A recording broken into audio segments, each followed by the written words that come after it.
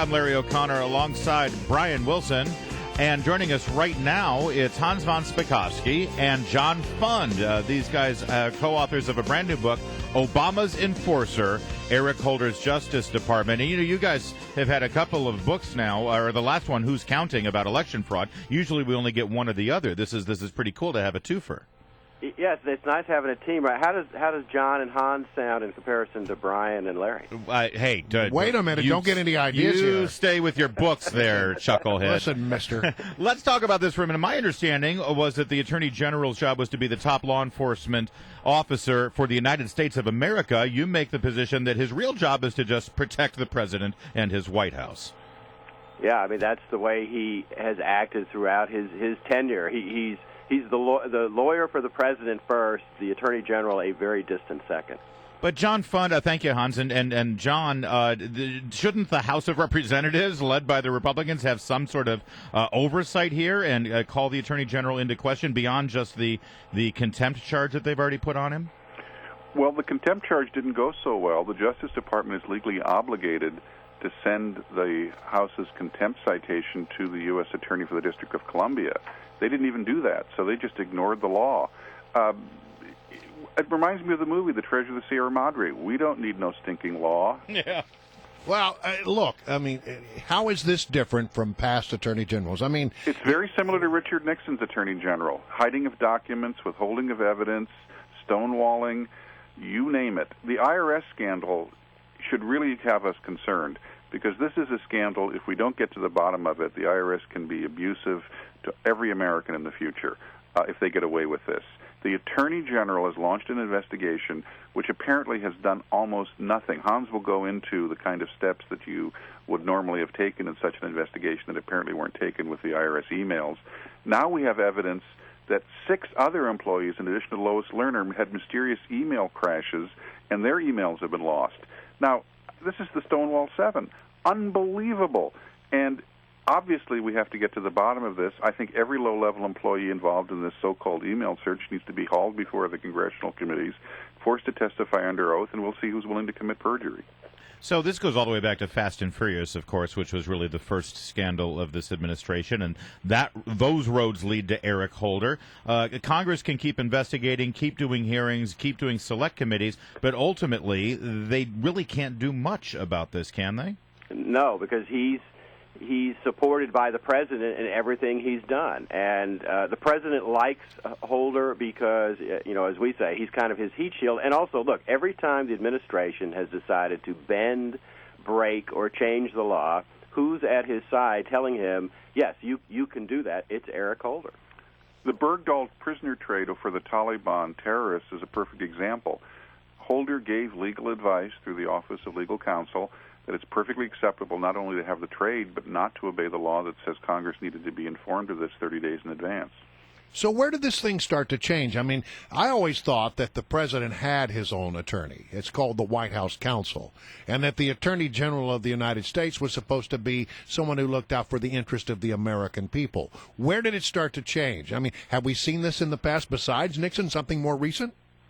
No, really, it's Eric Holder in this. Look, you can go back to prior attorney generals of both parties, and you will find that they have done very good jobs of treading that line between, yes, on the one hand, giving the president advice, but understanding that their higher calling is enforcing the law in a nonpartisan, objective way. I mean, there have been times where attorney generals have gone against their own president. Have there not been cases of that?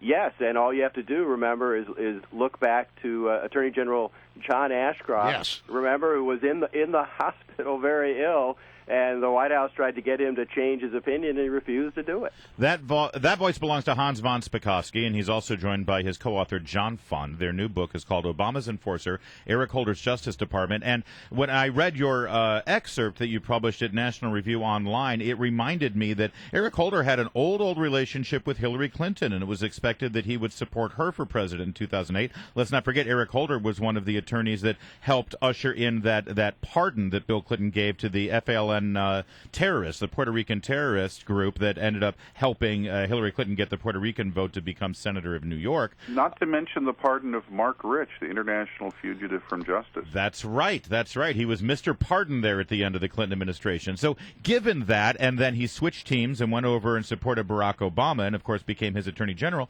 does he still have a good relationship with Hillary? Is it possible, I hate to even suggest it, that if Hillary Clinton becomes president, Eric Holder would have a role in that administration? Actually, we know the answer to that question. A recent book came out based on the archives of Diane Blair, who was a good friend of Hillary. And in the archives at the University of Arkansas, there are many notes, and there's a section there about how Hillary's enemies list works, and it's graded 1 to 7. 1 is if you didn't effusively praise her enough at some event. 7 is if you were loyal at one point and then you changed sides and became a traitor and supported someone else. Guess which category Eric Holder would be in? Oh, well, he switched sides, right? Yes. So there's no love lost there. Geez, I wonder. I'm thinking we're like a 94 on that list. Yeah. Let's just say I think that the Hillary camp has 2 words for your show, and they're not happy birthday. So what was the most surprising thing that you found during your research for this book? Well, look, I used to work at the Justice Department. I spent 4 years there. We still have sources in there, and even I was shocked at how bad things have become there. Holder has totally politicized the Justice Department in a way that really has never happened before. And like I said, we had a veteran DOJ lawyer tell us that he's the worst Attorney General since Mitchell, which is saying quite a bit. Wow. I think the most shocking thing we found was that there are 12 times in the last 2 years the Supreme Court has unanimously ruled against the Obama administration's Justice Department position, including a bizarre case called the Jones case in which Eric Holder's Justice Department marched into the Supreme Court and said, we want the government to have the power to put a GPS tracking device on anyone's car without a court order and without any evidence a crime has been committed. Wow. The Supreme Court, with Sotomayor and Kagan, the former Solicitor General of the Justice Department, joining in saying, don't you even think about this. Well, and speaking of that kind of behavior from Eric Holder's Justice Department, what about his heavy-handed way he's treated the press? And listen, we're no apologists for the media and for the press, but they have gone overboard in terms of investigating, naming James Rosen from Fox News as an unindicted co-conspirator. Is there any suggestion that this was actually instigated from the White House, that they engineered this, or is Eric Holder the beginning and end of that? Well, it's very interesting. Holder has opened up and done more leak investigations of classified information than any prior Attorney General combined. But there's a very interesting pattern there. When they can go after low-level people and convict them, they do it. But whenever leaks have clearly come out of the White House, leaks intended to make the president look tough, particularly prior to elections, those don't get investigated. Those don't get prosecuted. Isn't that interesting? Yeah, of course. Wow, it sounds like you've got a whole lot. Can't wait to read this book. Yeah, once again, the name of the book is Obama's Enforcer, Eric Holder's Justice Department, and it's always good to have either John Fund or Hans von Spakovsky. But gentlemen, thanks for joining us as a tandem today. Thank you. Thank you. Thank you.